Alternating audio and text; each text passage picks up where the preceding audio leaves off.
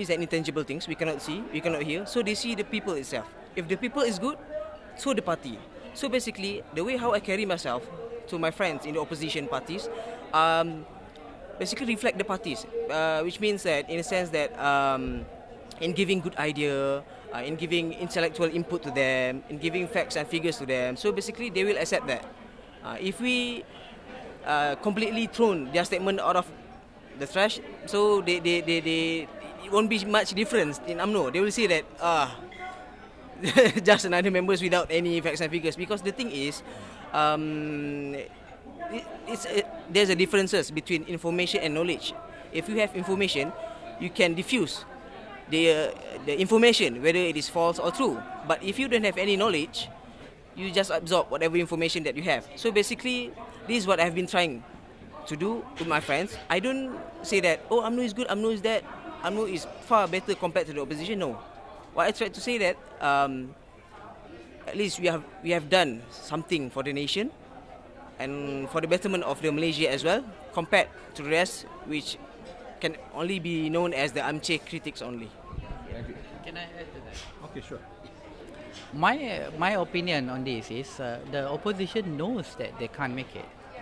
Yeah, this is very simple. You look at the last general election, how the amount of attack by what have you said as right-wing armies, and the momentum, the perception that they have before the election.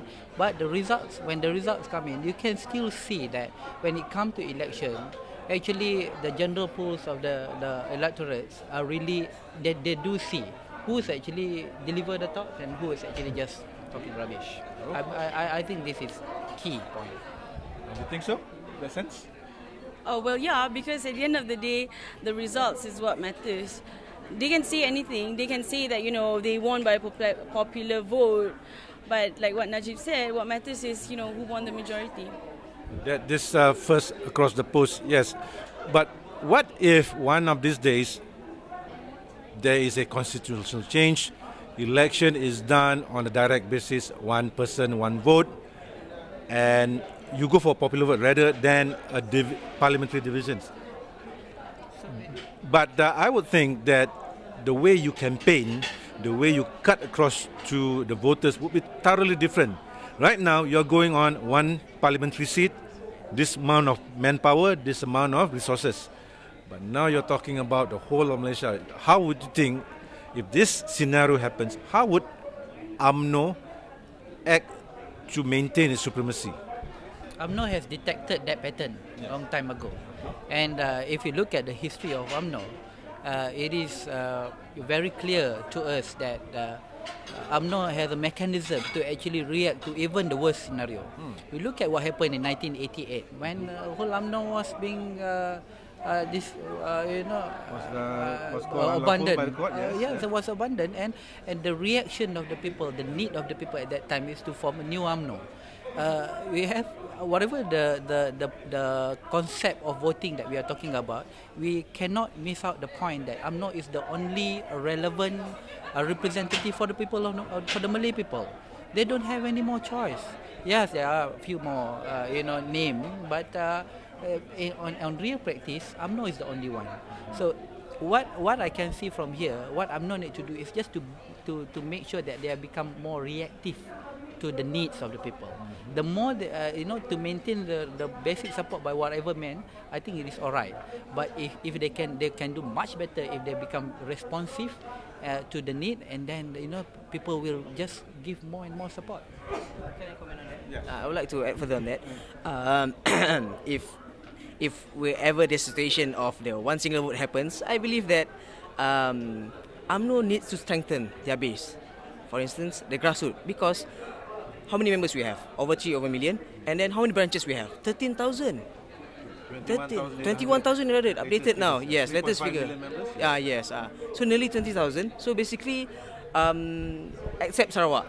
So basically, there is no any other political parties that has this kind of figures, which means like every neighborhood, every villages that they have branches.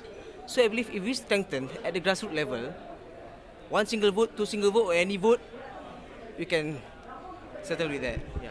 Putri is the youngest, but how do you see Putri's role in enhancing UMNO's dominance?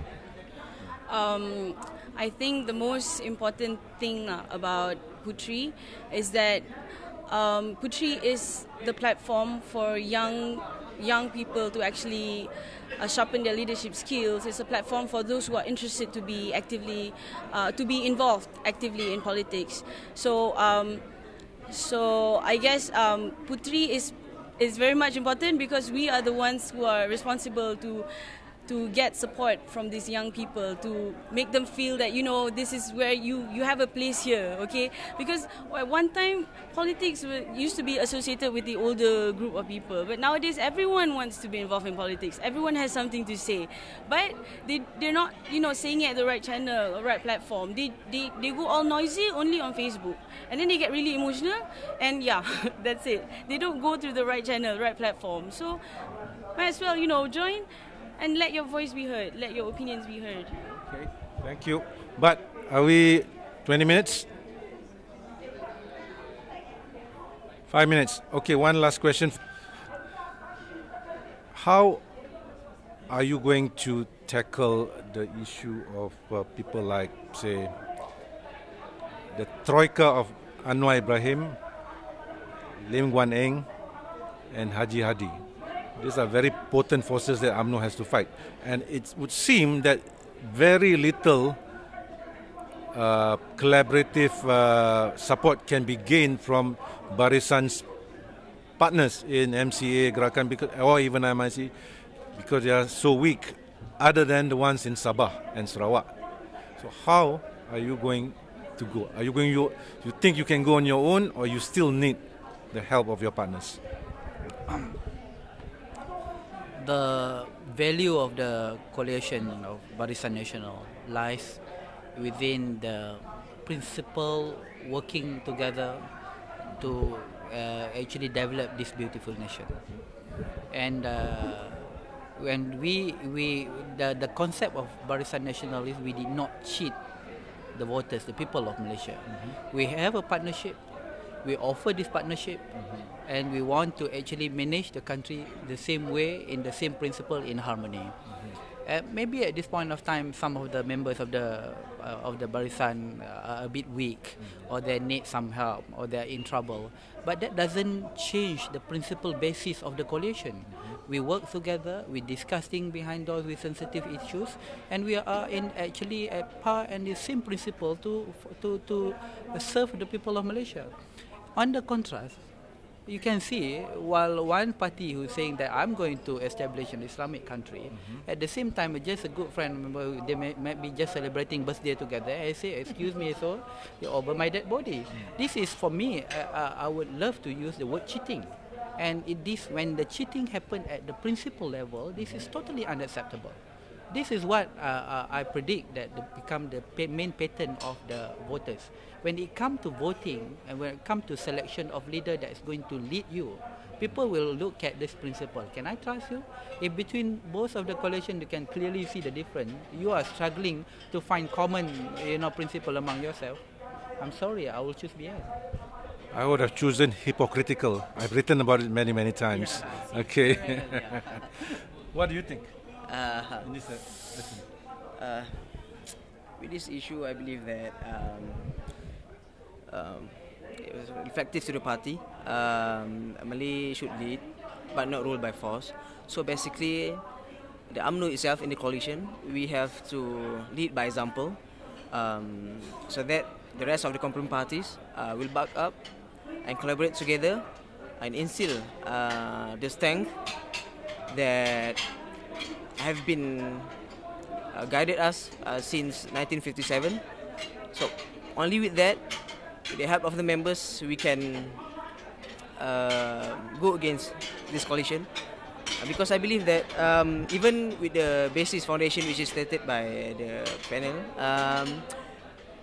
I would have to agree that I'm a firm believer that as a firm coalition like Barisan Nasional is a way to go, because we represent around 13 over multi ethnicity compared to the loose coalition or loose canon, I would say. But in some way, we have to question ourselves. Why people tend to support them. So there must be a reason. Even though they know that the foundation of the coalition is not strong, but they still support them.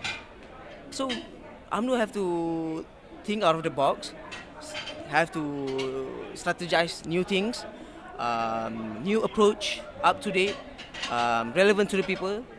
And only with that, I believe we are much better compared to the opposition. Thank you. From Putri's side, how do you cooperate with your fellow princesses in the other in the partners in the end? Well, again, it falls back to the core vision, of Barisan Nasional itself, to work together for a better nation. So we don't find any problems, in fact, in working with the princesses from our different partners, yeah. Okay. With that, we end the NSC chat for this edition. We hope you'll come back to us soon for another edition of NSC chat. Thank you and good afternoon.